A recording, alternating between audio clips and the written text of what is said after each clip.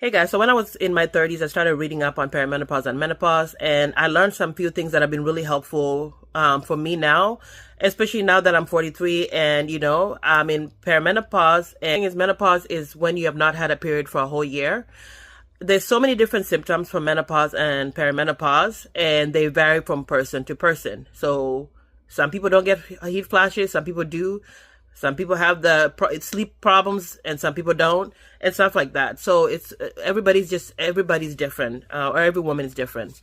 The other thing is a lot of people are been against kind of hormone replacement therapy because there was research that was done that said it caused cancer, but it turns out that the research was done on older women, I think women in their 60s. So now they're really kind of bringing up this conversation to maybe reconsider hormone replacement therapy in general. And they also say that the earlier you start dealing with perimenopause symptoms and menopause symptoms, the better for you. And if you don't, it's going to be a long road. Okay. So a lot of women really, really suffer in silence with perimenopause and menopause because a lot of women around them did not talk about it. And so one of the things that I liked is that the next generation, it's going to be a little bit more hopeful, and that the conversation is really going to continue. And so they're not in the dark. And a lot of women are also attaching, being in menopause to being old. So some people are really ashamed of that. And it's like, oh, it's that time that for sure you're getting old because your body's changing. Everything about you is changing.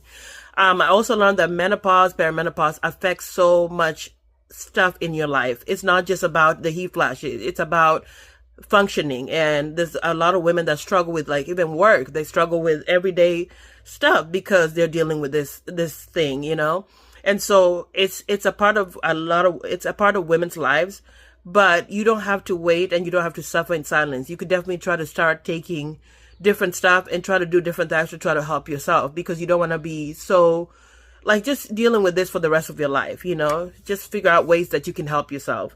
Another thing that I learned is that a lot of times, people will tell you when you go to doctors, that's something that I've heard over and over in every video, is that doctors kind of don't know how to deal with menopause in itself. So they will try to treat different symptoms that you're having, but not the overall thing. So you really have to get second opinions, and you have to try to go to different places and see if that you can get help, because a lot of doctors just don't seem to know how to deal with menopause in general and perimenopause. So yeah.